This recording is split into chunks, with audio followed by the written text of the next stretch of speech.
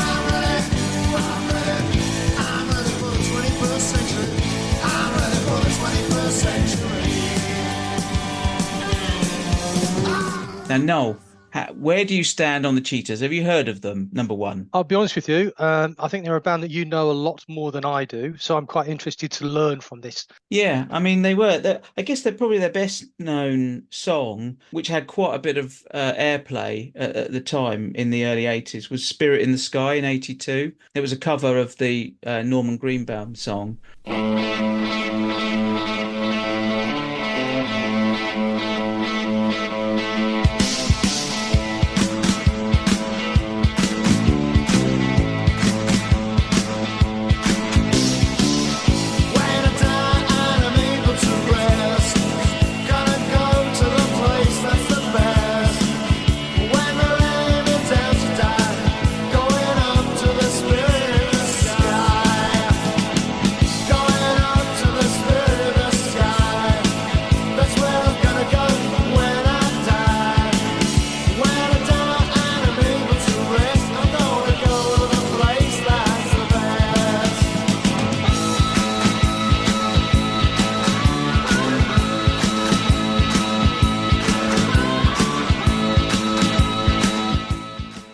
So that was before Doctor and the Medics did one, I guess. Yes, exactly. Yes. Yeah. So they were formed in 1979, and they were formed out of a band, or came second. Mick was in a band called Trash before, and they were then the Cheaters then were the next band off of that. And we'll ask him a bit about that as we go through. They only released Trash and the Cheaters, yeah. Yeah. We only released a couple of singles. I Want to Be a Policeman.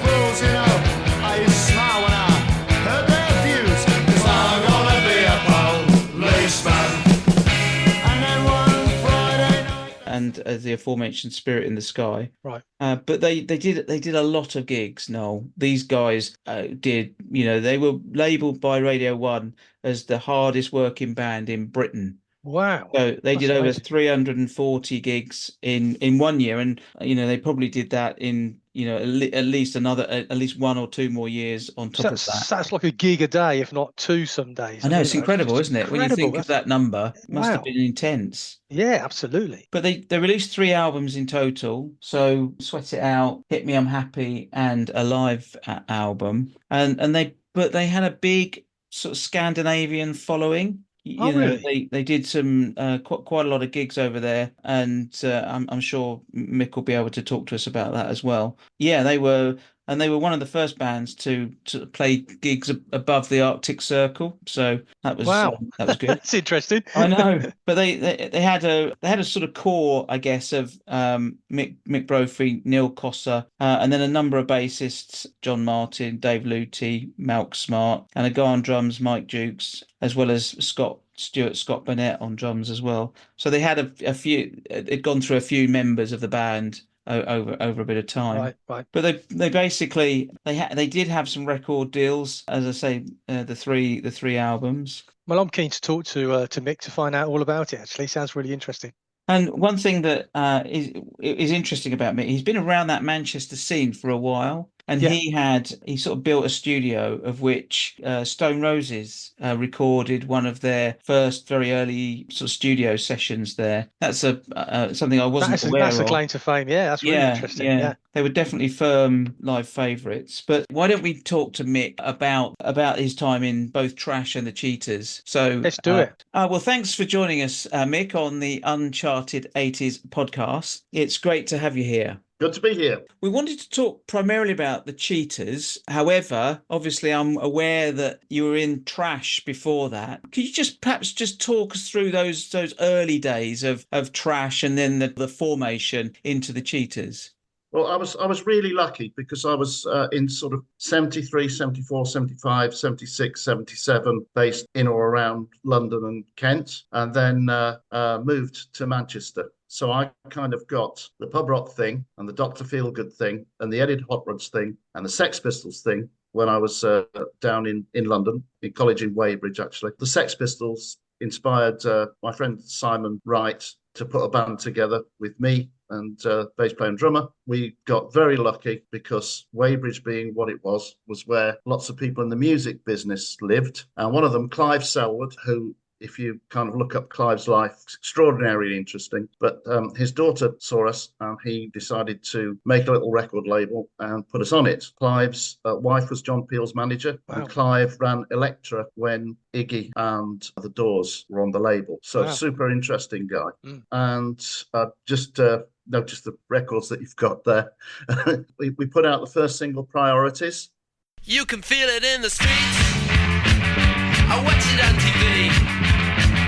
A sudden rush of interest in what's to come of me.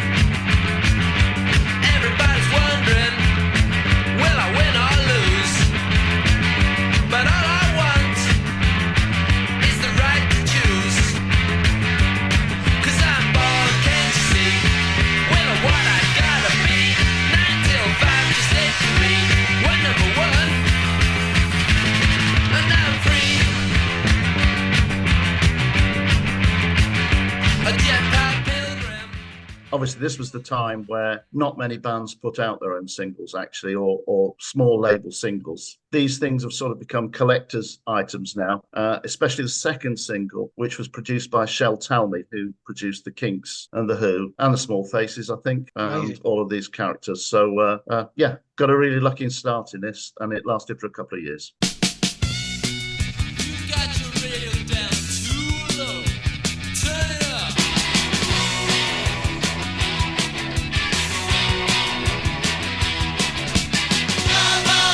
Crawling to my boss about a girl I lost, about a man I crossed. You know it's gonna cost. Yes, I'm all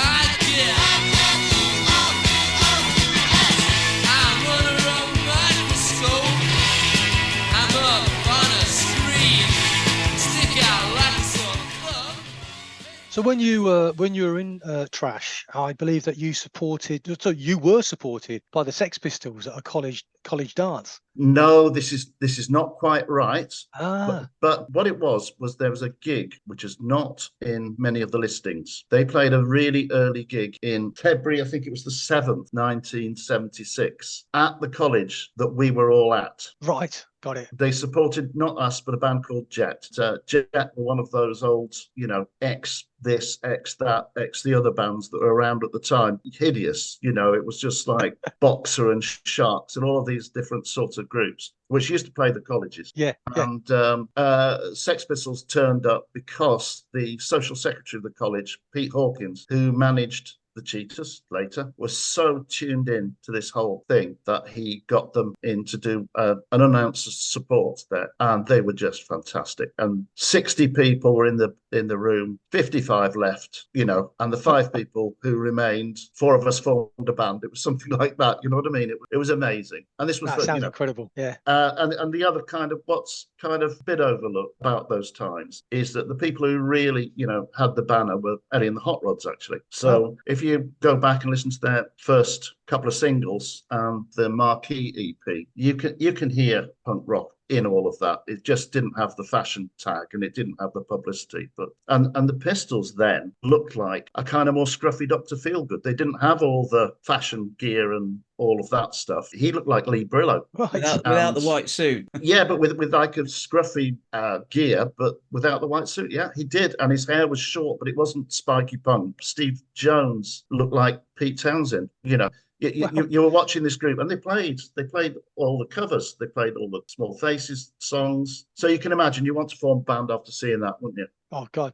So interesting. Great stuff. So you, because Trash took, obviously they had a few singles, but this album has literally only just come out, hasn't it? The Bashing Out the Chords album. That's well, it's very strange what's happened here, because pretty much out of the blue, the record label came onto us and wanted a CD. This is about 5 or 6 years ago, of our stuff, and I think the interest came from Shel Talmy producing one of the singles. I think that got us on the radar. Right. And they sold, and then they asked for this album, which I had to find some old tapes and things, and well, you must know from doing this job, and clean them up and try and get it so it sounded presentable for now, not for then. And yes, what was quite interesting on that album is our released stuff is on there. An unreleased session, which we did in Surrey Sound with Nigel Gray, is on there, which was done kind of sort of after Trash.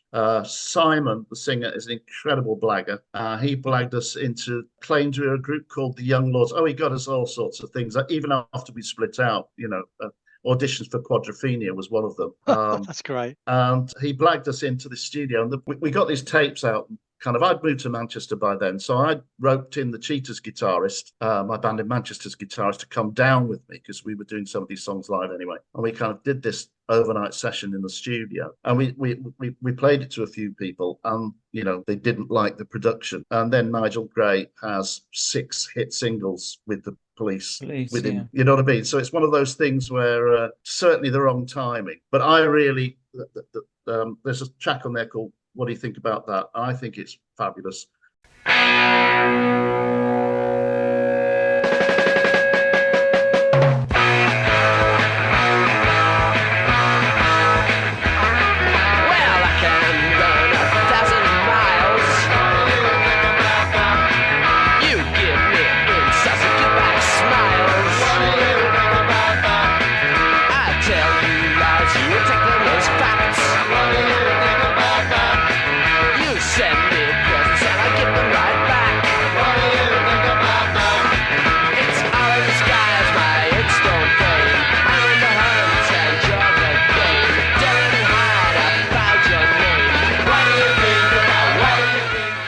Played it live pretty much in the studio. He did a great job on the sound, well proud of that one. The B-side of the album is our first rehearsals. Okay, yeah, live, yeah. And a friend of ours was a bit of a sort of tape recording enthusiast, and we played on the stage, the same stage as the Sex Pistols eventually played on. We'd learned all those songs after we'd seen the Sex Pistols and just played them all one after each other. No second take, no overdub. That was our set. Buff, buff, buff. And we kind of lost it and it got found again, and it stands up. I'm really happy with that one too. So how did you go then from Trash to the Cheetahs? What was the process? One of the issues with being a band in the late 70s was you had to pay to play in London, right? If you were in the suburbs of London and you wanted a gig, you wanted to go to something like the Rock Garden or whatever. Unless you were really well connected, it was you paid for you had to pay a contribution to the PA, promote your own night, get your friends all to go up there. It was really, really restricting. I mean, Trash as a band were quite lucky because there was a local club. We lived near there and the owners would put us on whenever they could. But outside of that, sorry, that club was in Reading. I beg your pardon. That club was in Reading. It was called Bones Club, the local punk club. Every town had one. But it kind of put me off playing completely, despite Simon's fantastic blagging. We weren't getting anywhere with this, and it was time for us to all move on and do different things. And when Simon decided he was going to go back to college, I got a job. The job, for various reasons, moved me up to Manchester, Mr. Kipling's Cakes. Oh, wow. Nice. Lovely. They're exceedingly good, apparently. Exceedingly good. Very good. And I think for another kind of podcast, we could do a really good food technology podcast when you've got the time. So I moved up, and I actually didn't want to play anymore because, the whole experience of this London music business scene it had nothing to do with having fun. You know what I mean? And then I got up to Manchester and realised there was a whole scene of people playing pubs that were being paid to play. So it was like the pub rock scene in London, the earlier pre-punk pub rock scene in London was still happening pretty much in Manchester. And I thought, great, put an R&B band together and play some pubs. There was an existing band who lost their singer and drummer. The singer left to go to college, and the drummer joined Magazine. Oh, wow. And by coincidence, I'd put an advert in the NME and said I wanted to form, this was late 78, I wanted to form a 1979 style R&B band. In my head, it's Dr. Feelgood, Eddie and the Hot Rods, that kind of thing. The Inmates, exactly. Where you add that twist to it, where you haven't heard it before and you think, oh, God, that's a new way of doing that. So, yeah, and they answered my ad. And this band was Neil Cosser. Coss had this band, Idiot Rouge, needed a singer. It impressed them that I had a single out because none of the bands really in Manchester of that level were recording. Not until along came the Buzzcocks and stuff like this. It was that the people who were doing the pubs were separate from all of that. Then we auditioned, got hold of a drummer, started playing. He had a load of gigs left over from this band, Idiot Rouge, that needed fulfilling. We shared a PA with a band called Any Trouble. I don't know if you came across Any Trouble. Yeah, I'm very familiar with Any Trouble, yeah.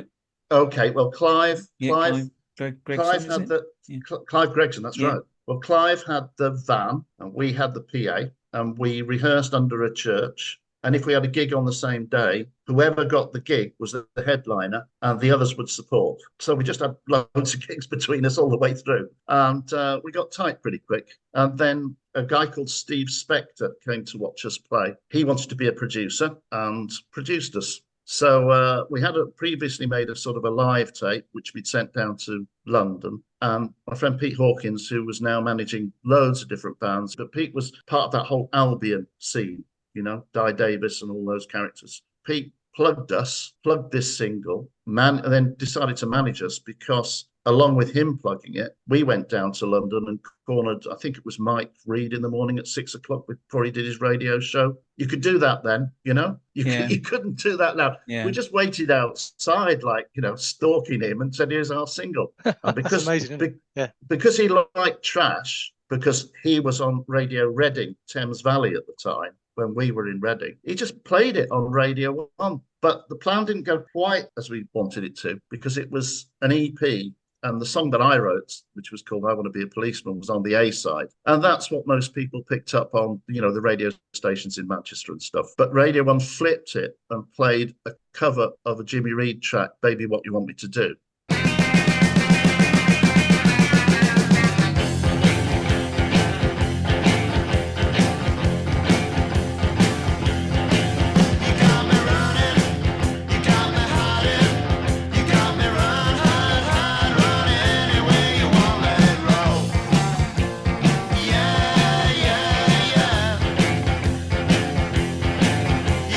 Doing what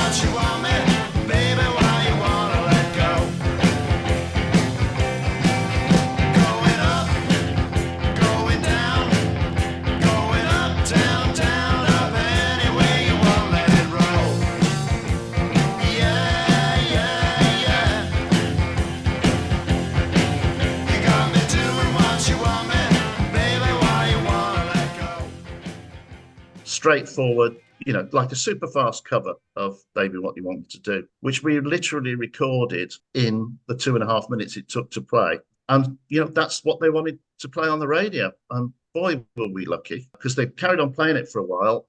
Big record labels are quite lazy. So here was a band being played on the morning show, little band. EMI Records gave us 50,000 quid so we could buy a van, buy a PA, go off and do gigs. And that was that. Off we went. And you gigged extensively, didn't you? In the year that we did that single came out, that EP came out, we worked it all out, about 350 odd gigs. Yeah. And recorded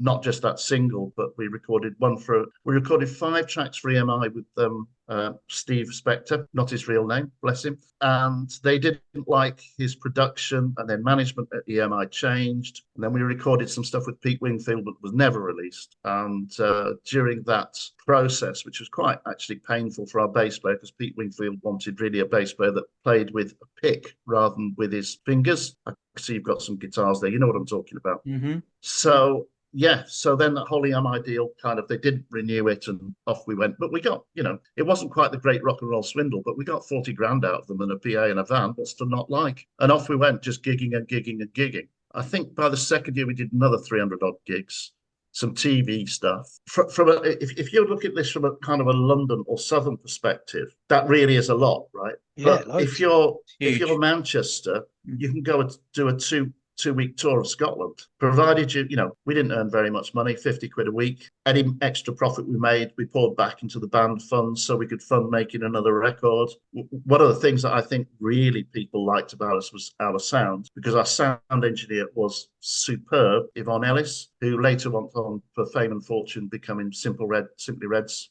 sound engineer. Oh, wow. And Yvonne just made us sound fantastic, really, really good. Yeah, so and then this went on for a bit, and we wanted to make an album to sell at the gigs, because selling a single at the gigs is not real. I think if someone likes you at a gig, they'd rather have an album. And again, all the manager's idea, because he was just so hip to this. He said, "Well, include a couple, do your own stuff, include some covers. Let's put a free 12-inch single in with it." What that allowed us then to do was pretend that 12-inch single was a release. And go again to Radio 1 and say, "Look, here's our new single." Kid Jensen, bless his cotton socks, we collared him about 7 o'clock at night in the dark. Can you imagine how spooky that must have been?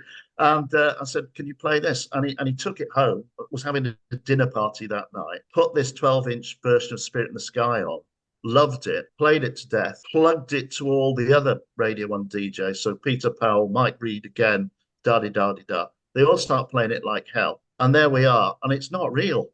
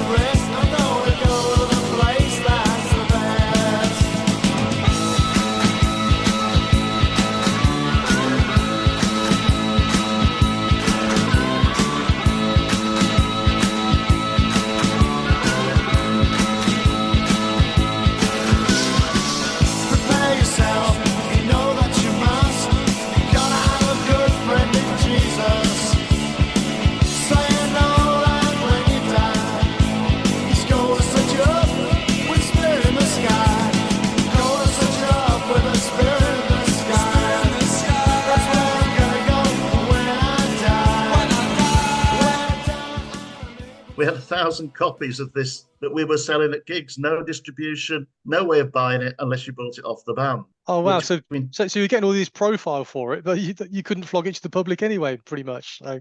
Oh, that's pretty much. So Pete used his contacts and said, "Look, we're on a roll here. We keep getting played." With how it worked with Radio 1 then is they'd keep playing you, provided provided that got a bit of a sales response. Right. So we desperately had to get the damn thing out really super quick. His friends at Albion Records, the label, had people like Hazel O'Connor was on Albion, I think, Yeah, and the a few others. members were on Albion. Ah, that's right. Yeah, the Yeah. members. I forgot about that. Yeah. So Albion turned the whole thing around in 7 days and put out an edited version because the 12-inch was, quite long. It was about 5 minutes or something. Did an edit, put it out, and we were both lucky and unlucky. We got into the lower reaches of the indie charts. Quite a lot of people heard. It was what they called back then a radio hit. So quite a lot of people knew of us because they'd heard the record on the radio, but not that many people bought it. Part of the bad luck was there was a strike. The indie labels like Albion distributed using trains, and there was a train strike,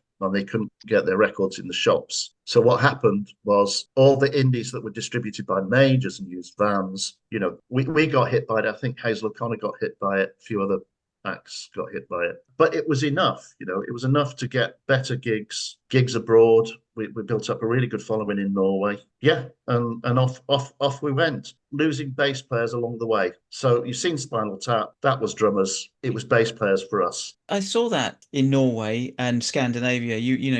How did that come about? Why did they seem to take to you so well? There's a fan, a music. Norway has this south of Norway had journalists and fans that were really into English music, and particularly the pub rock type, straightforward style, not the pop music particularly, but And a journalist was a guy who ran a small record label there, had a best friend who was a very influential journalist, and he said, when you're in England, go see the Cheetahs, they're fab. He came to see us play a gig, paradoxically, at the old college that I used to be a few years before, and wrote a fantastic review. And then the agents picked up on it in Norway and later Sweden and Finland. And off we went. And back in those days, there was much more money to be earned playing in Scandinavia than there was in the UK. So in the UK, we might get, I don't know, 150 quid a gig or 100 quid a gig. And over there, it might be 1,000. And that just kept us going. Those top-ups. You could talk about all the other things in music, but if you want to do it for a living, those bits of money coming in like that, those bonus bits, makes a lot of difference. So I saw you live support Sad Cafe in did you? Right. Queensway Hall. Yeah. And that's where that album came from, so. Right. Okay. Well, that was another thing that I meant to mention to you, actually. We were incredibly lucky all the way through this. And there was a studio in Manchester called Revolution Studios. You can see this studio mentioned if you, read about New Order and the later groups. But actually, it was built around, if Strawberry was 10cc, then Revolution had a big link with Sad Cafe. And they'd done lots of recordings for other Manchester bands, but never really got anything on the radio. Despite the fact these recordings were fantastic and the studio was brilliant. I'd become friends with the studio, and I just said to him, we'd like to do an album. We won't take very long, but we can't afford to pay you for the studio time.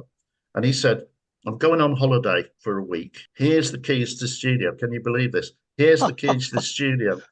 You've got to be done in 10 days. The engineer on our first single, Phil Alt, now, he's a really cool guy. He used to work at Island Studios, and he mixed No Woman, No Cry, the live hit for Bob Marley. Mm-hmm. Yeah. And Phil was just fantastic. And Andy trusted Phil, so he gave Phil the keys. In he came. Neil Brockbank produced it. I don't know if you know of Neil, but Neil's incredible. He started off in a group called the Hitmen, if you're talking 80s. So, but Neil, most of the sort of end of his career, unfortunately he's dead now, was Nick Lowe's producer. So if you look on the last 5 or 6, 7, 8 Nick Lowe albums, you'll see Neil Brockbank.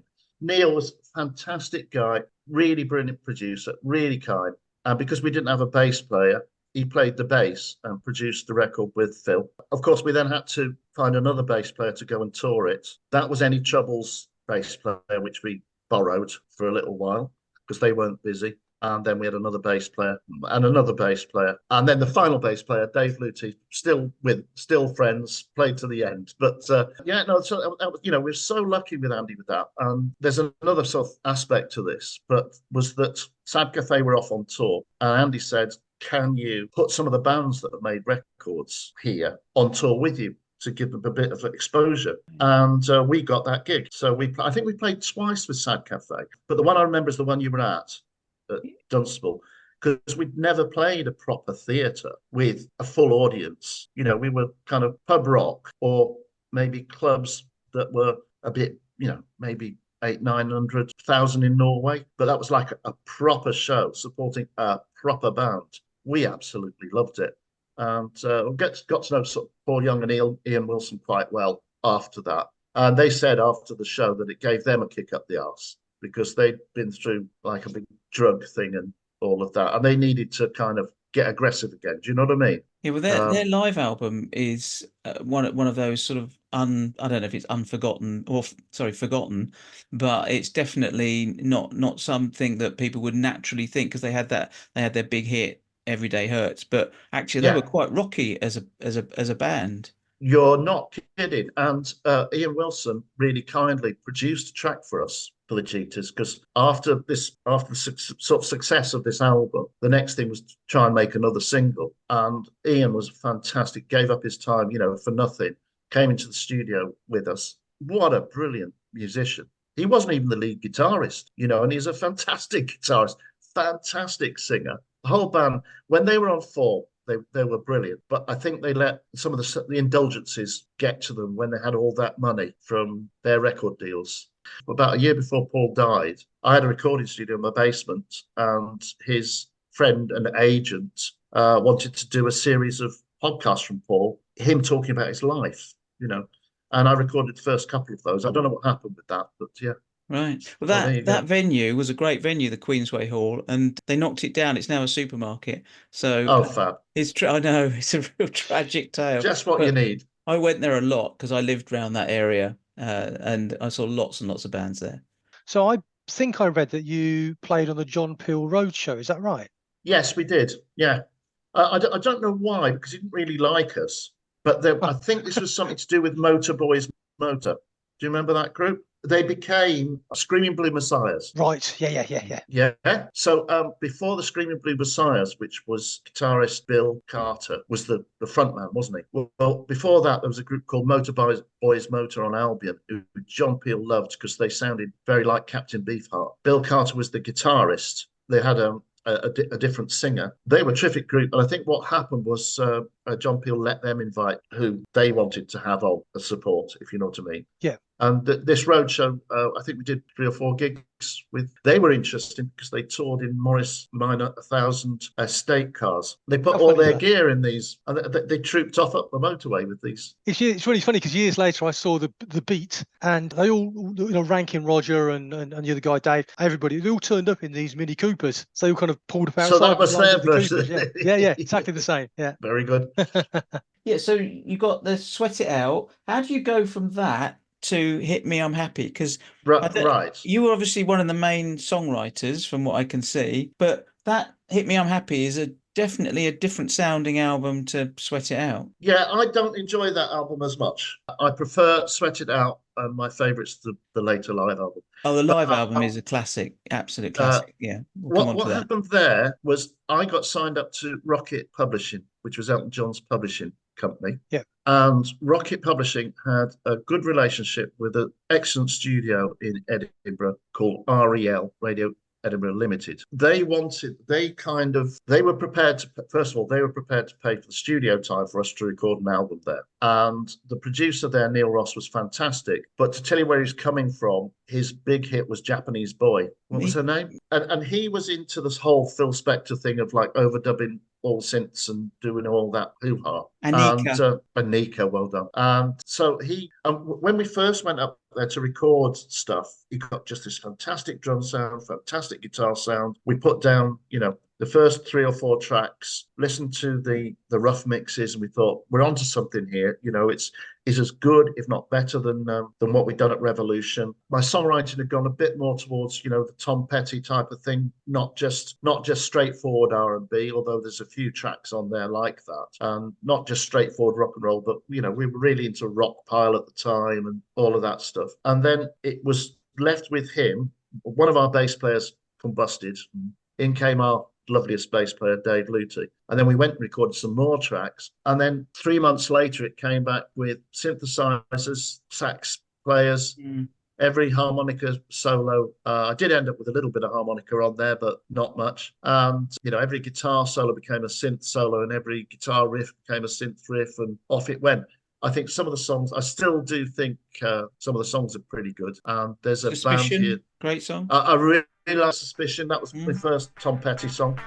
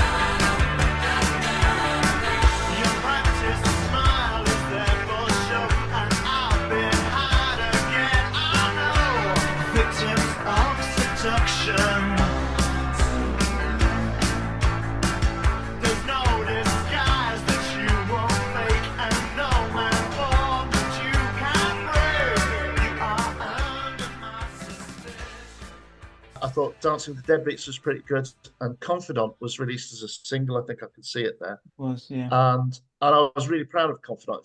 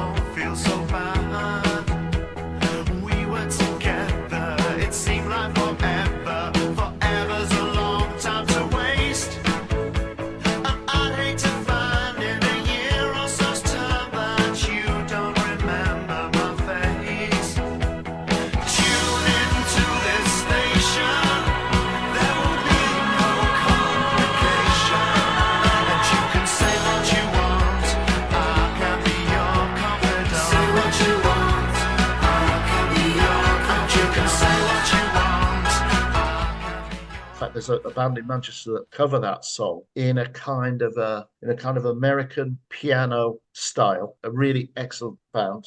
And I'm very proud that this is a song that I've done that somebody's covered. But when you listen to the whole album, it sounds like a songwriter's demo. And I was quite unhappy about this, because Cheetahs were a band. Actually, not even my band. Cost started all of this. I was just hired hand here.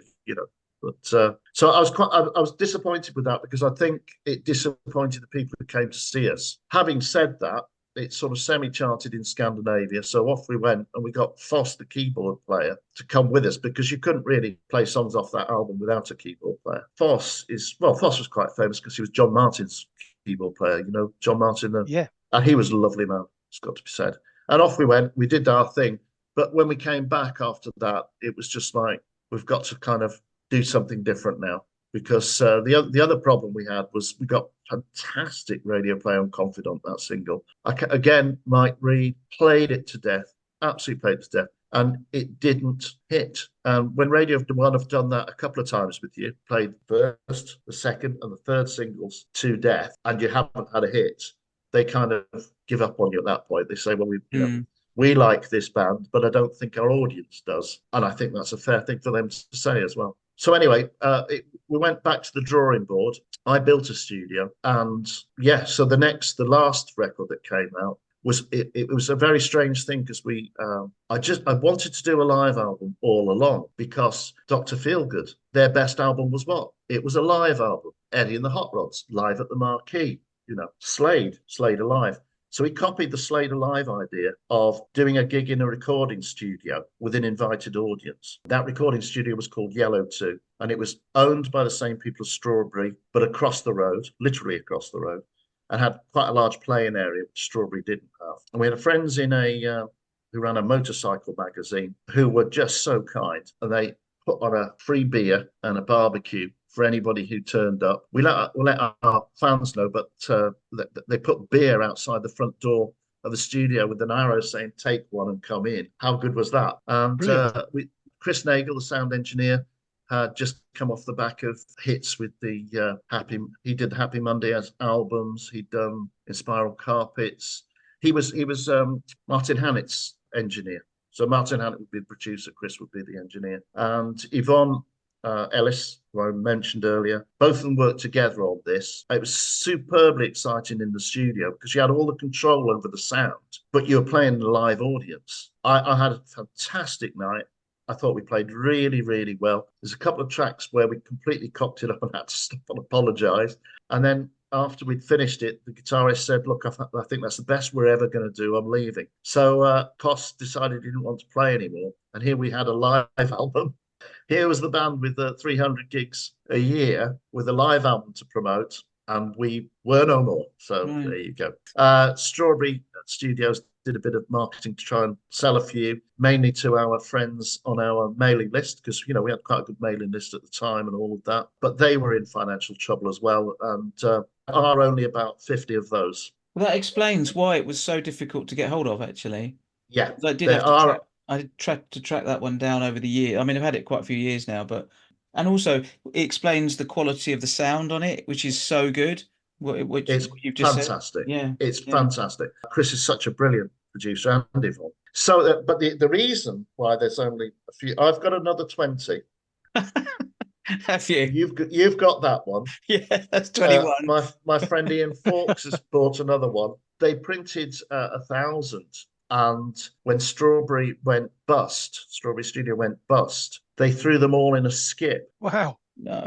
Because you have to do that, otherwise you owe royalties on them. So you have to prove they've been destroyed. And the reason I've got a little box of these 20 is that the bass player, Dave Lutie, was working for Strawberry Rentals at the time and saw all the stuff in the skip and grabbed it. You know, excellent. So there you go. So you've got a very extremely rare record there. Right. This marks the end then of the band. Yeah, okay. It does. Various things happened after that, but no, that was the end with the band. One of the big difficulties was that the VAT man came after us. So you pay VAT effectively on wages. Is what you pay. So we were earning nothing. We were earning 50 quid. You know, for all those years. No more than that. It was a very kind of socialist band, if you like. You know, I put all my songwriting money back into the band and all of that stuff. All of my songwriting money. Not that it was that much. The problem was that the VAT people considered us individually and collectively responsible for the VAT on any wages that had been paid. Oh, wow. Our manager didn't fully understand this. Basically, I was living in a sort of rented terrace, 50 quid a week job as well, 50 quid, sorry, not even that, 50 quid a month. I got this call off the VAT man saying you owe £35,000. I was like, what? And by the way, give me the contacts of anybody else who was in the band because, then we'll get it off them if we can't get it off you. What was this? I was extraordinarily lucky again because my local MP in Manchester took up my case. And what had happened at the time, there's other bigger bands involved in this problem, like the Pretenders, Ultravox. You can't really make the individual member of a band who's getting 50 quid a week for 5 years be responsible for the VAT, for all the money that came from a record label right at the beginning. Do you know what I mean? And every gig. But this wasn't recognised at the time. And then there was kind of a landmark judgment down to the Pretenders and Ultravox and a few other people. And I was extremely lucky because my MP took an interest in this. He just told the VAT people, he's got no money. What the hell are you chasing him for? How's he going to give you 35,000 quid? He lives in a rented house. He's been on 50 a week. But, that really ended it more than anything because there's no way you can go forward from that, really. So how did you go from that then? Because you obviously had that reunion a few years ago, Yes. the Band in the Wall. So Yeah. what prompted that? Was there a specific event? Yeah, we got together. We're talking about it. Our bass player lived in America by this time. Everybody had got some kind of, apart from the drummer, got some kind of music business related job. I ran my studio, and then I worked for a company selling mixing desks. Cos and I were both on KFM radio, which is where quite a lot of the famous Craig Cash and Mrs. Merton and all of that came from that. Terry Christian, blah. Wow. So we all had, and Dave Lutie was a sound engineer for Green Day for a while, and he moved to America. And he came back and he said, let's do something before we're not capable. By coincidence, the Band on the Wall, which we'd been always played back in the day, had undergone a refurbishment and was opening and was looking for people who played back in the day, back in the 80s, to come and play again. We put that gig on and it was just such fun. It was truly marvelous. Pete, our manager, again advised us to do a couple of gigs. Don't just do the one gig. So we did some warm-ups, a couple of warm-ups. It just went great. And there's a video of it somewhere on the internet, I think. Yeah, well, I've seen a few clips on YouTube just of a handful of songs, but did it not get recorded? I thought that because of that, they may have put it through the soundboard, maybe. They put it through the soundboard and they made a video of it. I think somebody somewhere has got, the full show, but I think those were the highlights of it. Okay, album 4, surely. Album 4 coming. That's so kind of you. It's so kind of you to take an interest, actually. What we did then was every year after that, we did a few gigs for the next 2 or 3 years. And we did one like mini tour of Norway for 3 gigs just to make it a bit different. But honestly, we realized that we weren't good enough to keep doing this. And I think you can see, you can certainly tell with a lot of bands when they reform, whether they've got it or whether they haven't. And we definitely had it the first time we did this. And then when he did it again 2 years later, it wasn't quite as good. And then when we did the last one, it was like, we're not good value here. And I think it's an age thing and that you're not playing all the time anyway.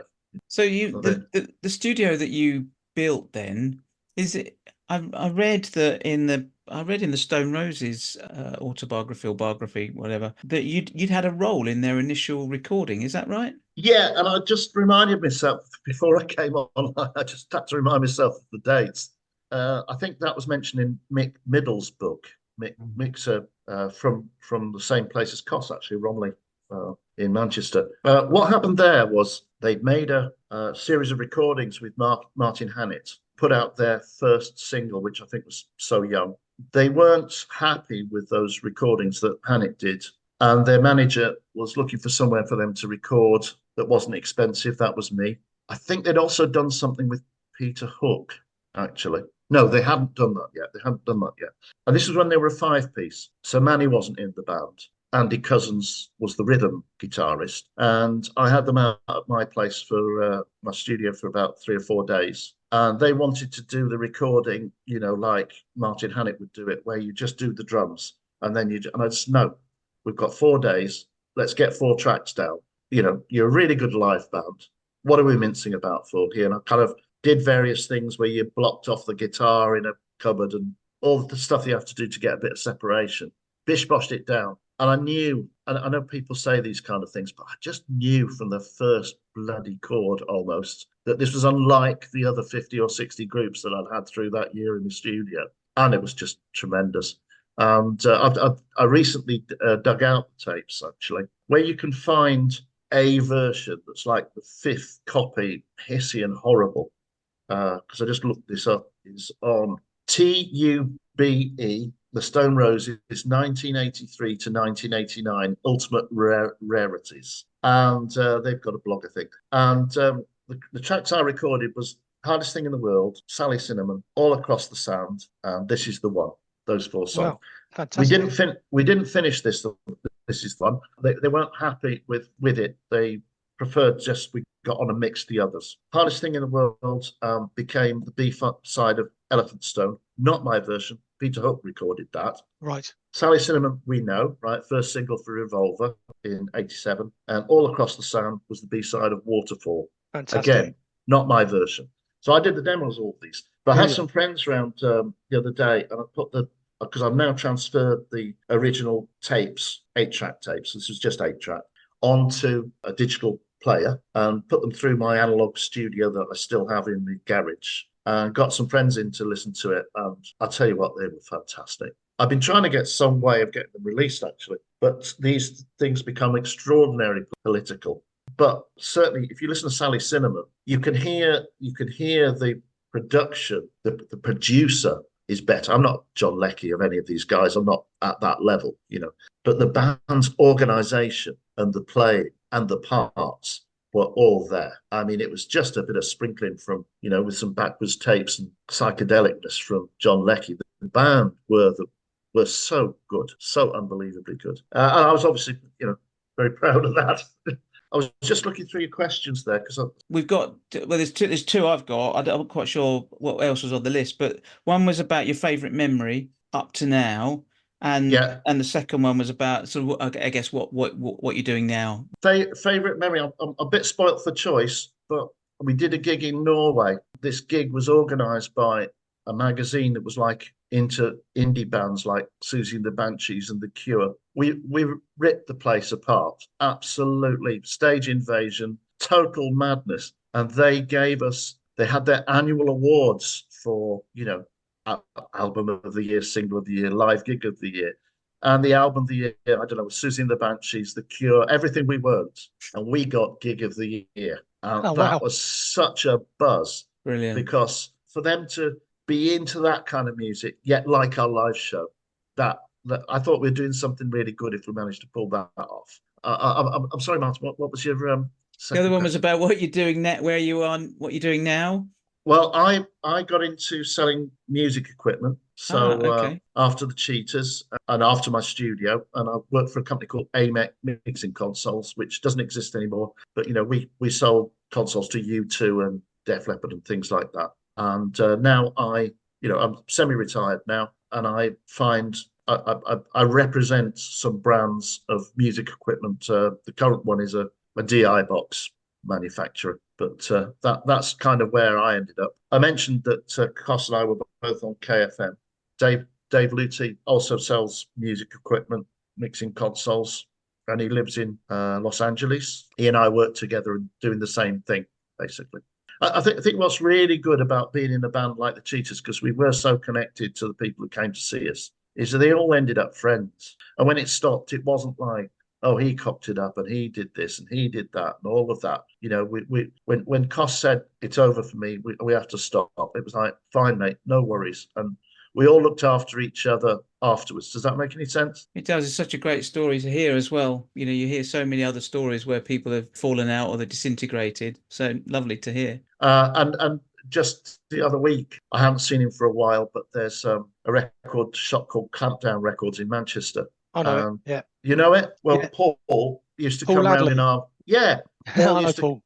Paul used to come around in our van. And basically, we had one of these vans with the Cheaters written on the side and all of that. And so when we used to go and play in London or whatever, Paul and a couple of his mates just used to come in our van with us, jump in the van, come down, sleep in the van, hang out with us. And we were just talking about it the other day. And what I really like about it is that all those people are still friends with them as well. So it's like a group of people who met at the Cheetahs gigs. They're all still friends with each other, which is fantastic. Isn't Brilliant. that industry of human happiness stuff? That is No. lovely. I've got one final question, actually, which is when's your book coming out, Mick? It feels like you've got so many stories. You've got to have a book in you somewhere, surely. It would need someone like you to appreciate it. Oh, well. All right, brilliant. Well, look, thank you so much. You've been fantastic, really helpful, and great stories. It's been very kind of you to invite me on, and it's been good remembering these things. They're all good memories. Thanks, Mick. Been Thank really you. interesting. Yeah. Thank you. Thanks, Martin. Thanks, All right. Noel. Be good.